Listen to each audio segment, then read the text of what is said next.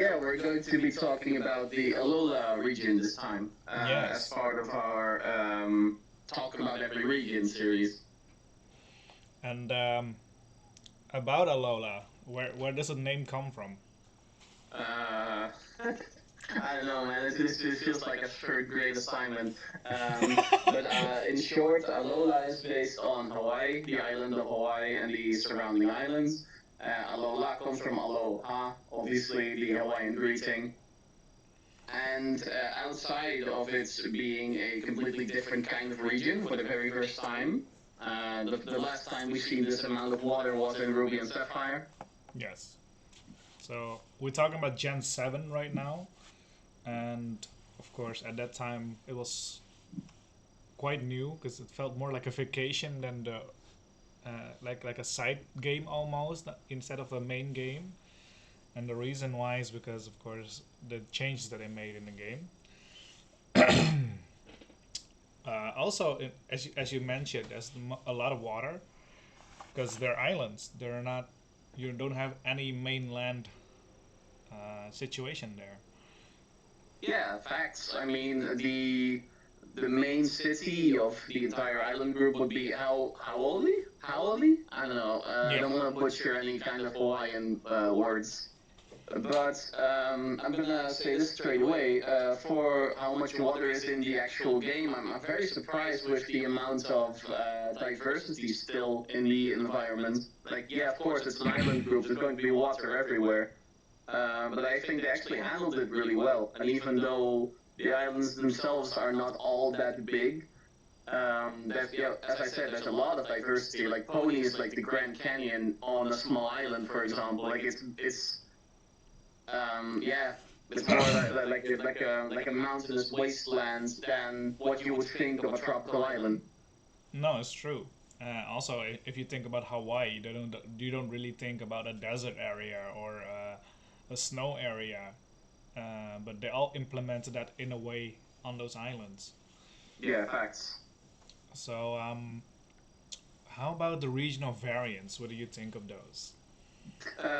When I first saw the announcements where they showed the first few regional variants, I was actually really surprised. I really liked the idea, and I really liked how they continued to make new regional variants even later on in Sword and Shield, of course. Um, the only thing that I actually didn't take in really well was why are we making variants of Sandshrew and Vulpix that are ice type? You know, like we're on a tropical island. We're in the southern hemisphere. It's warm. It's humid. Why are there ice variants walking around here? You know, like there's nothing wrong with the designs, but choosing this particular generation to debut these Pokemon was a really weird choice for me. Yeah, I feel like even though the region is based on, for example, a continent or a region or a province, they always have to put the ice and the desert in there somehow, some way because of the typings, because they are scared it's not balanced enough. But I feel like Right. you can also make, for example, an ice cave or something like that. You don't have to have a ice mountain all the freaking time. You don't have to have a desert the whole time to have I ground mean, types. a very good example here is Johto. I mean, Johto in general, like outside of the Seafoam Islands, when you reach Kanto finally, there is, outside of the ice cave, there is no real ice environment anywhere in that game. But the ice Pokemon are still pretty okay distributed, if you know what I mean. Like, of course, like Yeah, Lapras and stuff only spawns in the actual ice cave, but like Bryce already uses ice Pokemon way before you reach the ice cave. exactly. Um, yeah, for sure. And talk about variants. Also, let's talk about the starters. Yeah, the starters. I'm gonna reiterate because I already said this once, but um, everyone knows Litten, everyone's favorite fire-breathing cat. I don't think he should have been in this game, um, especially because literally 2 generations later they decided to create a region based on Spain, while Litten turns into a Spanish luchador kind of figure. Well, He would have fit in so well in that game. And at first, I really liked Litten. I picked him for my initial playthrough of Moon. I really liked him, but for Ultra Sun, Ultra Moon, I decided to not pick him again because obviously that would make the run kind of boring. Yeah. That's something we should also talk about, how the games already had an update in the form of the Ultra games. It does. It makes it better, I would say. They really saw flaws in the original and they made it better in the remakes. Even though it's still the same idea, they expanded on it. It's not only, oh, you're doing the challenges and it's done. No, there's the whole Ultra Recon stuff behind it as well. I mean, yeah, there's the Ultra Recon Squad. There's an extra story with the legendaries. I'm just gonna Solgaleo and Lunala, of course, but there's actually an extra bit of plot written in there for them. The Ether Foundation is not the bad guys this time. And Luzamina even acknowledges this, like, us, bad guys? Me? Bad? No, of course not. I could never hurt my dear Pokemon. I'm like, yeah, that's really smart. The only thing that I actually didn't like is this kind of felt more like an update than an actually real game. And I actually feel like on the 3DS, of course, there's very limited capabilities. But this should not have been a $60 re-release. This should have been an update. It should have been the original. Facts. Even better. If it was $60 or euros, whatever you use, it should have been that game, and that's it. Nothing else before that, nothing else after. It's true though. Well, who was the villain then in Ultra? Well, who was the villain? I mean, at first we thought it would be the Ultra Recon Squad, because they're from the future, they don't belong here, and they carry new types of Pokemon we have not seen yet. I mean, that was pretty cool. Yep. But the actual villains, it's not Team Skull either. So who is? It was Mom all along.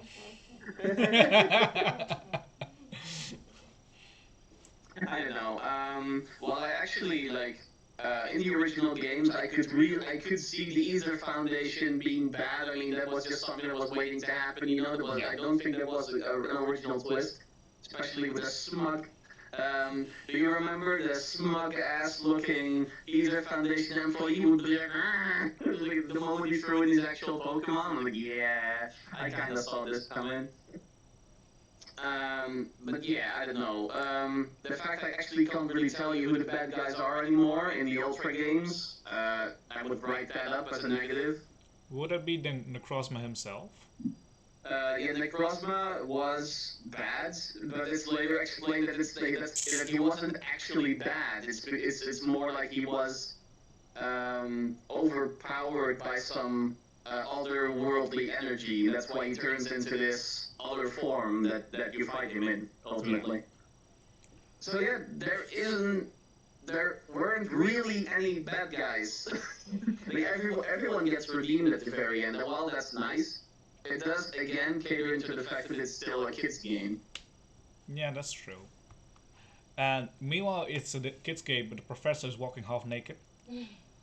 Yeah, I mean, dude, considering the temperature over there, I mean, it's a tropical climate. Of course, you would be walking around like that. I mean, I really liked Kukui being the first challenger to your Pokemon Championship title. That was really cool. And he uses the only starter that's left, just like Professor Oak did, That was pretty interesting. I really liked that. The whole title defense thing was also really unique. Like, it was the first time that you were an actual champion, and instead of fighting the champion again, you leave Blue as the champion out of the goodness of your heart while you continue your journey. No, nothing like that happens here. You are the champion, and you're here. And the Elite Four is like, oh yeah, you're passing on by, yeah, sure, man, you have to defeat me, hit me for like 5 minutes and pass on through, that's no problem at all. and then there's an actual title defense match against either your rival or Kukui or some random character kid that also treaded in your footsteps. Like, it was really original, really fun. Yes, there were some interesting characters that you never met before, and they challenging you for your title. I mean, talking about interesting. I mean, of course, when it was Gladian and stuff, I really enjoyed these fights. But if it was random ass youngster kid number 55, I really didn't care about them all that much.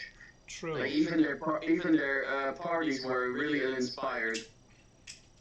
Let's talk about I've how. got a level 70 gumshoes. It's the Yeah. highest gumshoes. It's ridiculous, but let's talk about how you get to be a champion.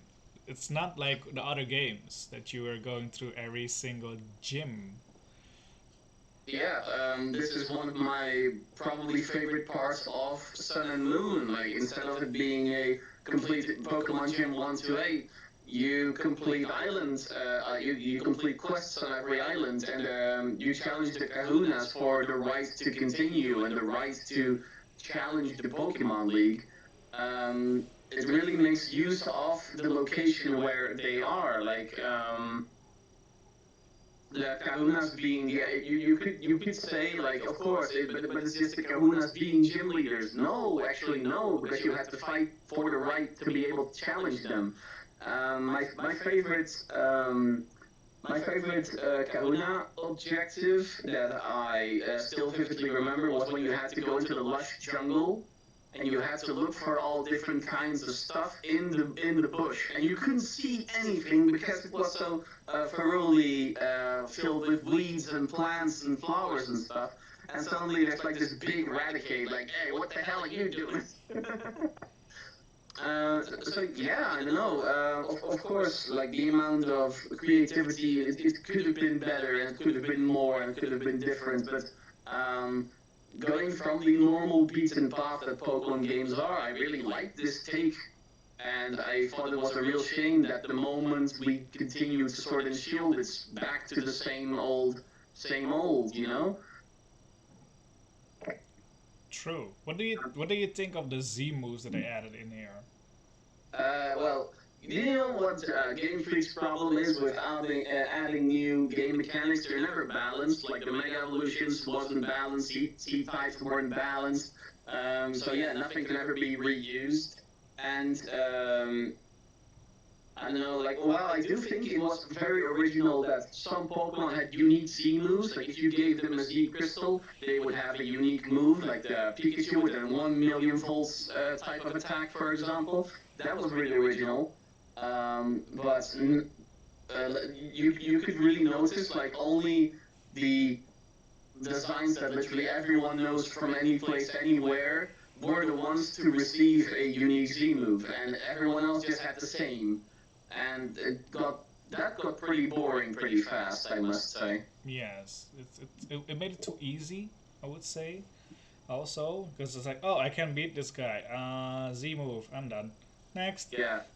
And there will be people, I'm addressing you, there will always be people that are like, oh, but you can just choose to not use the Z moves, you know, because that makes the game harder. And I'm like, I shouldn't have to not use options that are presented to me in a game to make the experience less boring. I overly used it, actually.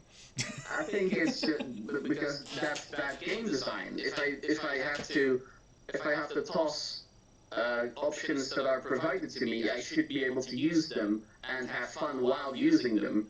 If they're not fun to use, or if they become repetitive really, really, really fast, then it's bad game design. Yeah, true. Who would be the real, if you look at the Z moves, like who would be the real interesting Kahuna to beat to get his Z crystal? His or her. Well, one of the, you know, my problem is with Sun and Moon. I thought that even though it has some of the greatest character designs, because, well, as I've said before, like, the environment allows for really creative character design. All of the characters only get 10 minutes of screen time, except the one in the Pokemon League, like, as the wait, what's her name again?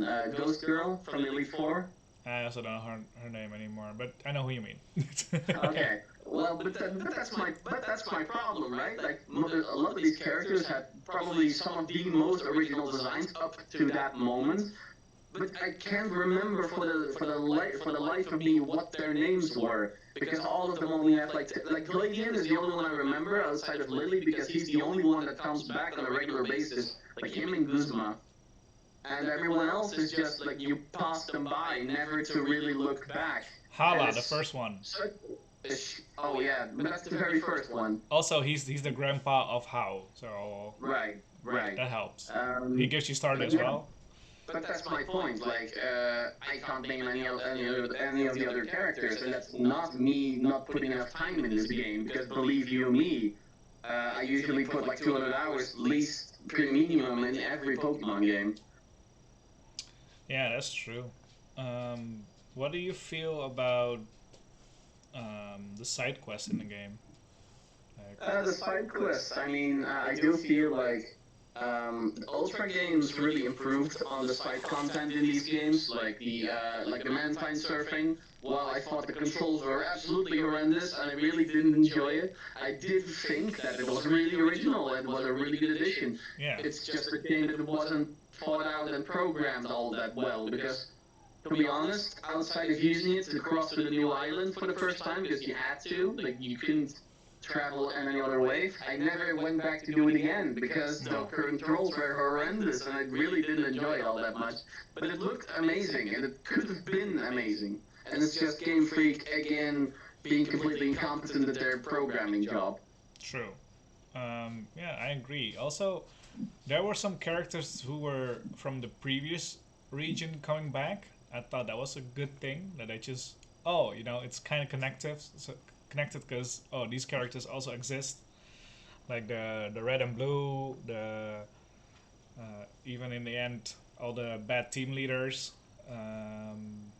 Oh, you're talking about the Rainbow Rocket side Also, yeah, content now. Rainbow Rocket, but Um, also like red and blue coming back after a while and while they're older, stuff like that, and the two from X and Y, the two I forgot their names with the masks. Sorry? The two from X and Y who wear masks in that game, they're coming back as tourists. God, if I see them, I remember, but I don't Yeah. know. Well, it's like, hey, that guy's from another game, or the guy from Black and White. I Yeah, mean, I think yeah. Like, hey, I've seen them before. I was like, I know who these characters I are. know this And there's character. also like, um, uh, Isabel or Annabelle, like the girl that's the battle tower head in Emerald, suddenly shows up as leader of the international police. And I'm like, what is she doing here? And Okay. the explanation is, yeah, while traveling, I fell into a time hole, and that's how I ended up here. And I'm like, that doesn't explain anything. Like, there's no actual good reason for her being in this game outside of us knowing, maybe, because like 90% of the people that played Emerald didn't play the Battle Frontier. So yeah, like 10% of the people who played Emerald would recognize her, and I would think, I was why like, did she come back? There's no good reason for no, it. I was like, who And is while this?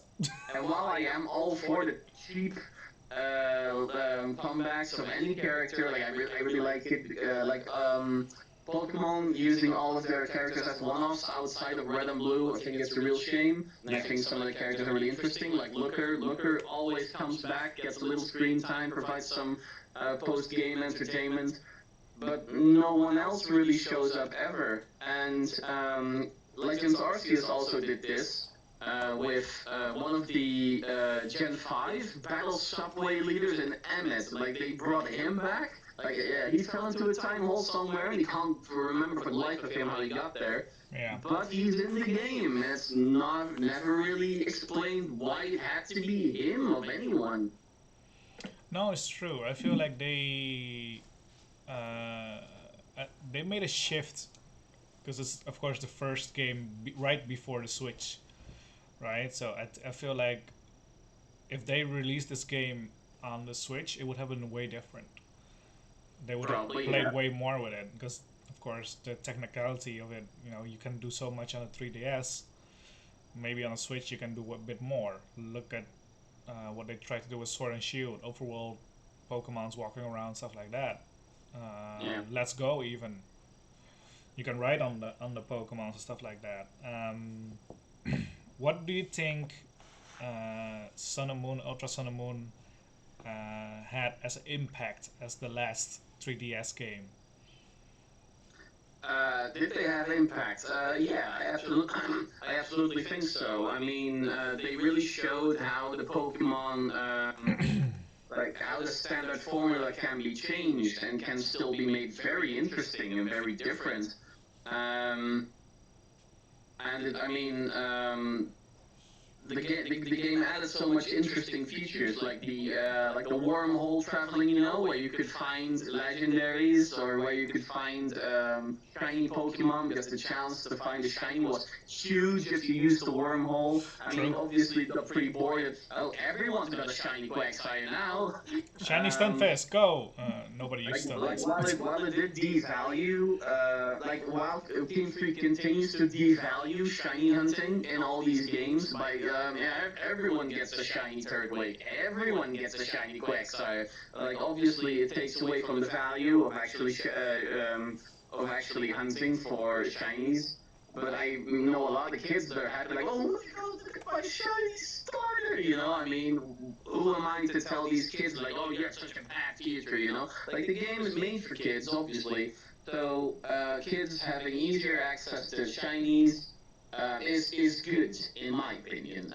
Like, if you're an adult, you're most likely also interested in the whole shiny hunting thing, which most kids aren't. No. So yeah, like kidifying the game, but still allowing the older player base, which is like I think the older player base outmatches the kids like 2-1. Yeah. I feel like almost. So yeah, like that's something I feel Game Freak shows they can do, but I feel like they can do much better. Speaking of which, I'm just going to throw that in here. Black and White had difficulty settings. That's just something they should be just bringing back. I mean, it made Black and White a whole lot more interesting. Like, they gave every major trainer, every major encounter, they just gave them an extra Pokemon outside of just giving their entire party a level increase. Like, of course, you can just grind and match it anyway, but I do feel like they can make efforts to make their games more interesting for adults or older players. I agree. That it's a bit hard, of course, because they tend to focus on the younger generation, but of course the older generation feels left out because we're playing for so many years now, and now it's just getting more boring. It's like, yeah, but it's give and take, right? I mean, it is give and take, but the Game Freak shows with Black and White and Black and White 2, which had very adult themes and stories, they show they can make games that are interesting for the older generation, but they just choose to not do it, which puzzles me because the amount of older players is substantial. I think there's more older people still playing Pokemon than there's new kids picking up the games today. Like, of course, there's kids in every generation that started with their first Pokemon game somewhere. But I feel like being able to draw upon all of your older demographic, which also has more money to spend, like the younger kids are completely they're like, Mom, can I have this game? And if Mom says no, then they're not getting the game. But the older generation, which has so much more money, can just decide for themselves, this is nice, this is worth my money, this is something I should buy. No, that's true. Like, even though Pokemon is one of the best earning franchises, I think they can do much better. Like, not only in making profit, but also in using said profit to, instead of fill everyone's pockets, try to develop an actually good game for once. That would be nice. Disclaimer, by the way, this is something we've come upon in a lot of our videos, I feel.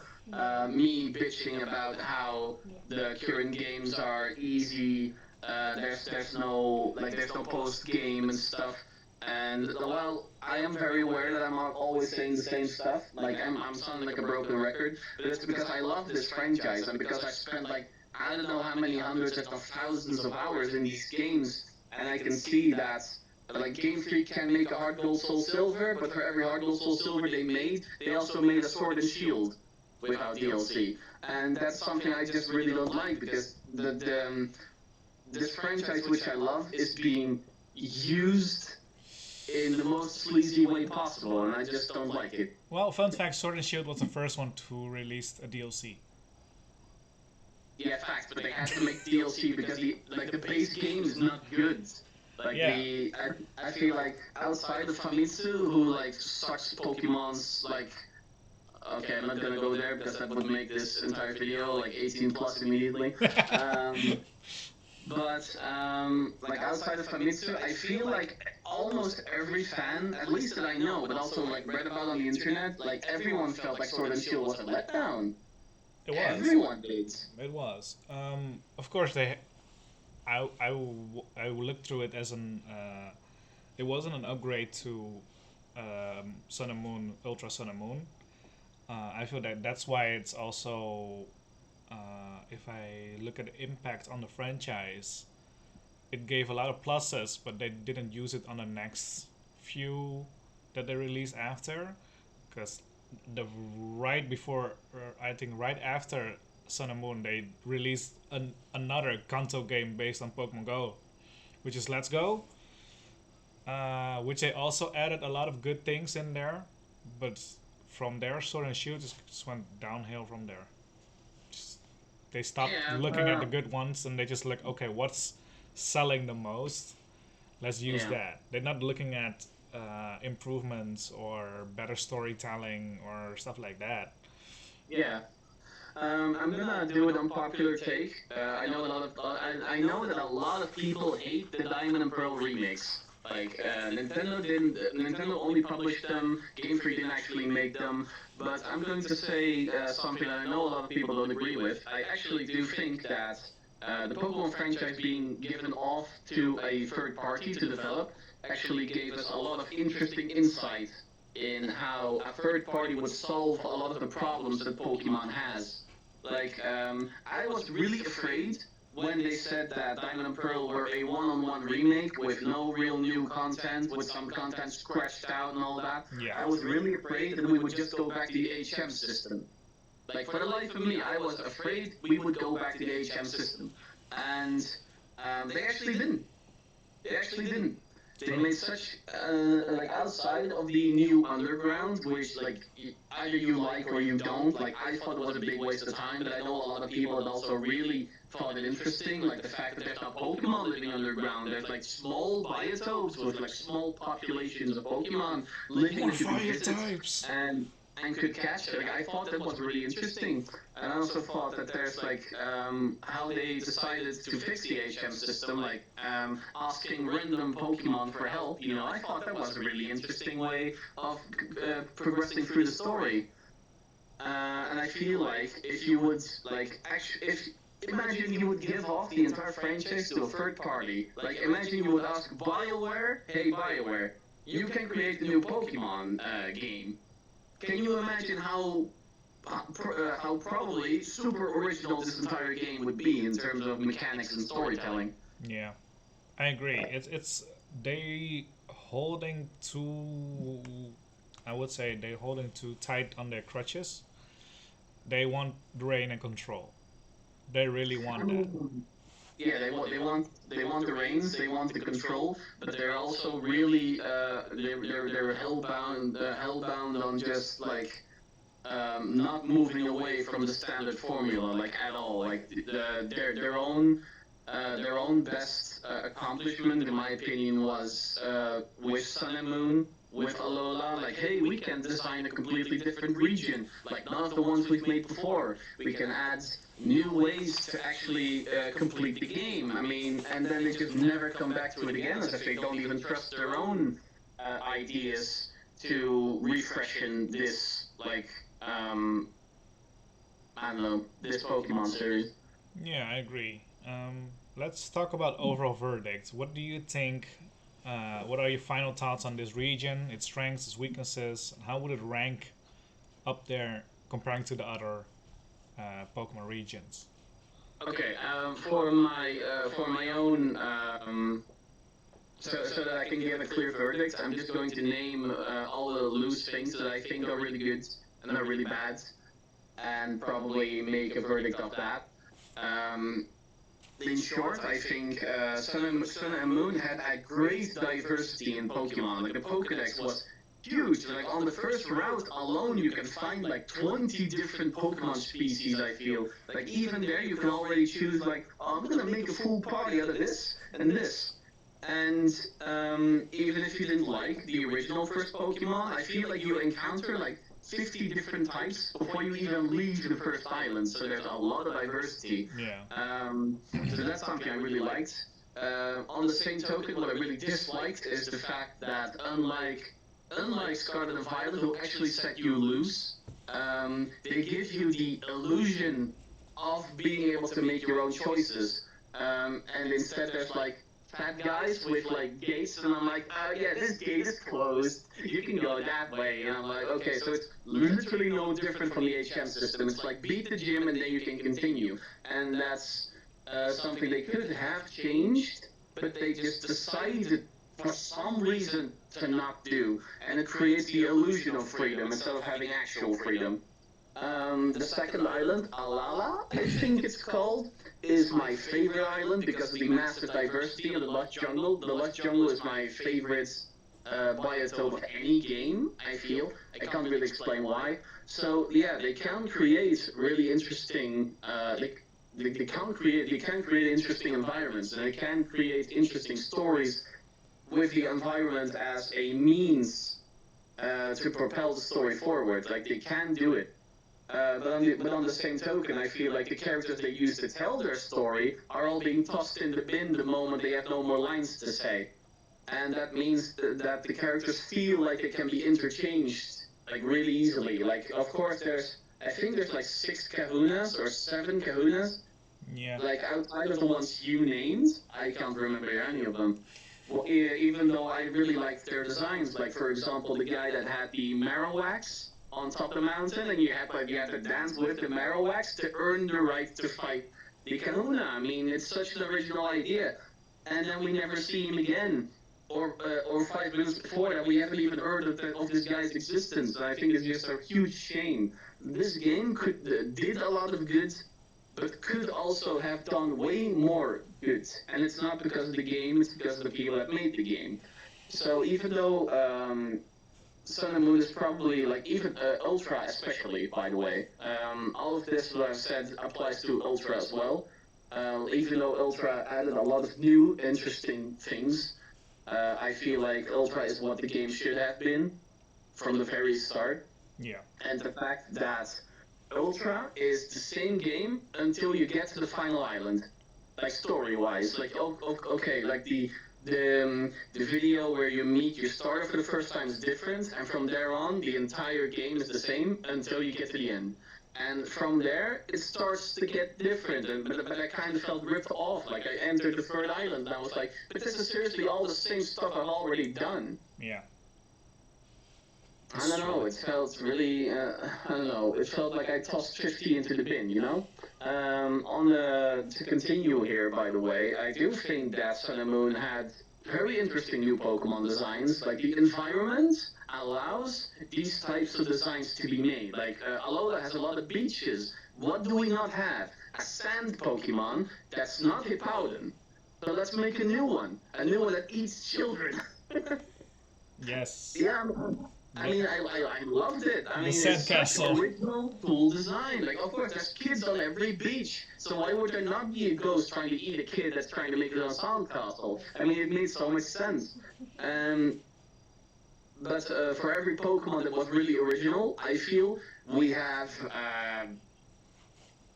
Pokemon that kind of, I don't know, weren't as original as they could have been. Like, every Pokemon game needs their own dragon line, but the Komu line is, for me, one of the most disappointing dragon lines in the game's history.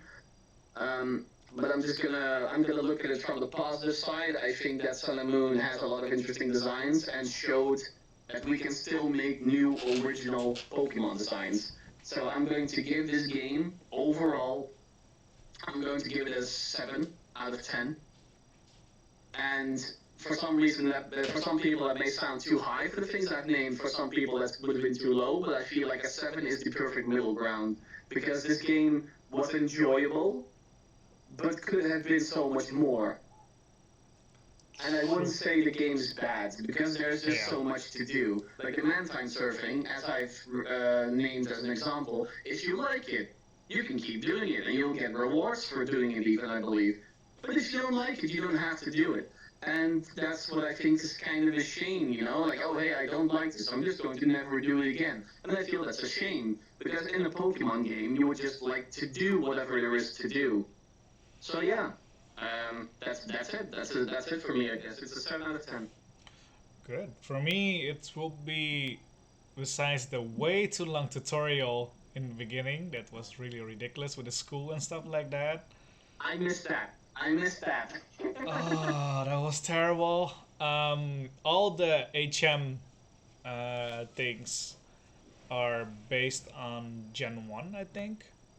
So Charizard flying, Machamp carrying you. So they didn't use the original Pokemons that they released that series, but they used the older ones to do other That's not HMs. true. That's not true. You use Mudsdale. You use Mudsdale to cross the rocky terrain. Yeah, but that's the last one. So until there, And the only one. exactly. And until there, they just used everything from Gen 1, I think. Except for Sharpedo, I think.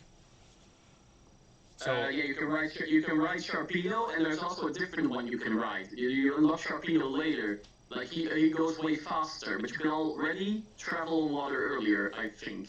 was it Lapras or something else? I don't remember. I think it's a Lapras. Yeah, I think it's a Lapras. Yeah. You unlock a Lapras first, on which you can just chill on the water, and later you unlock a Sharpedo, which goes 3 times as fast. But it doesn't really add anything outside of the fact that it takes out time that you would use to travel. So why not just give the Sharpedo immediately? Machamp holding you like a baby. I mean, that was fun. So yeah, for me it's also overall 7. I would say the only a few downsides here and there. Of course, could have been better as well with the storyline and the characters like you mentioned. But also I felt like even the characters that they brought back, for example, Kukui's girlfriend/wife, she was in the Dream Radar game, so should have been a bit more interaction like what she did before or whatever, right? I mean, I couldn't play Dream Radar, so that completely went over my head. No, me neither, but I just know that she was the main professor for that game, right? The main character for that game. She was talking with you, I think. I saw it online. I haven't never played it before in my life. But next to that, the plus sides is you could implement every other single Pokemon from every other game until that point into Sun and Moon. So if you want to bring your shiny Gyarados from Pokemon Silver, you could. You know, stuff like that. And it was after that game where they gave limitations on who you could bring or who you couldn't bring. But then again, they can stuff 800 good-looking Pokemon designs onto a 3DS cartridge, but they for some reason refuse or cannot do the same on a Switch cartridge, which blows my mind. It's too much work because they have to finish a game within a year. Well, I mean, I've been saying this before, but that sounds like a development problem. Like, you are one of the best-earning franchises in the world, yet for some reason you cannot pay people a sufficient amount of money each month to create your games. Speaking of which, I don't know if any one of you have Googled this, but apparently Game Freak is one of the worst companies to work for, because I've said this, but now it's actually confirmed. The brass doesn't care because it's going to bring in money anyway, so it's kind of confirmed that they've decided to not care about Pokemon anymore. And apparently a lot of the developers didn't like that, so they left. So yeah, the next game is going to be interesting because there's probably going to be either a lot of new bloods or they recognize that, hey, if we don't care, our developers won't care, and we're gonna create even more completely unfinished products like Day One Arceus or Day One Scarlet and Violet. I mean, I remember Scarlet Violet, a friend of mine bought Scarlet on release and invited me over to come play with him because I was like, I'm not gonna buy this. Why not? Because Sword and Shield took like a month to like being able to play normally. And he like his Switch almost crashed because he went into one of the new he unlocked a new area, walked into it, fell through the ground, and from there like the FPS started hitting the single digits, so the whole game was like brrrr, and he couldn't even get out anymore. So we had to like restart the Switch, and he lost all of his stuff that he did prior. So that's nice. You could restart the game not even an hour in. Yeah, that's gonna be an issue. But let's keep it at Aloha for now. Oh yeah, yeah. Luckily, we didn't have that problem on the DS. I feel like it could have been way more, but for what it was okay. I liked it. But that's it. It could have been so much better, so much more, and so much more different, but it wasn't. But it's not boring or bad. Yeah, That's why it's a 7. because I didn't really care about the Plaza thing. I didn't really care about except the Mantine writing. Also, I didn't care about that. Um, the rival was eh. Oh, I'm so happy. I'm your friend. Oh, you beat me. What a shame. I mean, well, I do think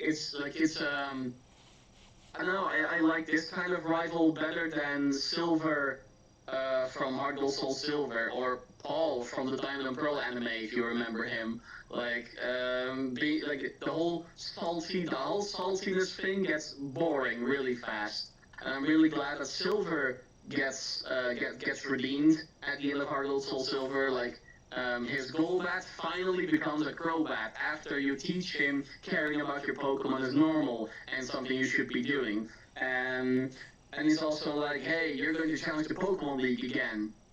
But I'm gonna fight you first and see if you're even worthy of reclaiming your championship title. But I feel and like then when you beat him, it's like, oh man, that was a good fight. Like, go heal your Pokemon before you walk through, because otherwise they'll F you up, man. True, but I feel like No, How was a missed opportunity. They tried to fix it with Hop and Sword and Shield to give him a bit more character. That is, oh, I lost against this guy, so I'm trying to fix my whole team because I'm the brother of the champion. Yeah. Type of thing, and How is just like, ah, you beat me, whatever. Next, there was no character. I do think How is a pushover, but I do feel like How is supposed to portray becoming the best at someone requires falling down and getting back up. Problem is, you only beat him down, and he never gets a redeeming moment in the story where he finally becomes strong. Because you always just beat him. Yeah, but it nullifies his whole point of a character. That's true, but they fixed it with Hop in Sword and Shield at least. Like he searches for to become the great champion little brother that he is, and then eventually he's just like, you know what? I was stupid. I just have to be myself. And then he just goes in there and it's like, hey, let's do this, and he still gets beat up. But he's himself, not I'm gonna use a whole different team now. And I feel like it was missing with How. He was just like, whatever. I like eating masalas. I was like, oh, come on. I don't know. Hop for me felt like a salty run back of the Gary Oak character from the first generation. Like he felt like Gary Oak turned up to 12. I would say, I would say Gary Oak plus How. He's like, yeah, maybe. He's like that. I'm still friends with you, but I'm a bit salty that you beat me. Yeah. But yeah, I feel like that was a shame. The other thing is, I would say, the character developments are not really there for all the other characters, like you mentioned. Like, oh, you finish your purpose, now you just never there again. Yeah, you're just the characters have a purpose, and after they fulfill their purpose, which is the Kahuna battle or whatever, they get tossed aside and just not touched again. Well, in the anime, they really use those characters really well. They become basically the main team of Ash. The problem is the anime is so different you can't even begin to compare it to No. the story of the games actually. No, but they use it so well. They use those characters like, Yeah. oh, they The, had no you, purpose in the game. We use them in the anime. anime redeemed Game Freak's messing up with the characters. And while I think that's really good from the anime, but it's not the first time the anime saves a cost of being bad. But I do think that the fact that the anime has to like rescue these characters from being forgotten forever after their 5 minutes of fame on screen, True. I'm gonna reiterate. I just think that's bad. I just think it's bad storytelling. Yeah, but with that conclusion, I guess we give both the game overall a 7 of this region. There's much more to do, but we're just going backwards anyway. So we'll meet you in a different area really soon.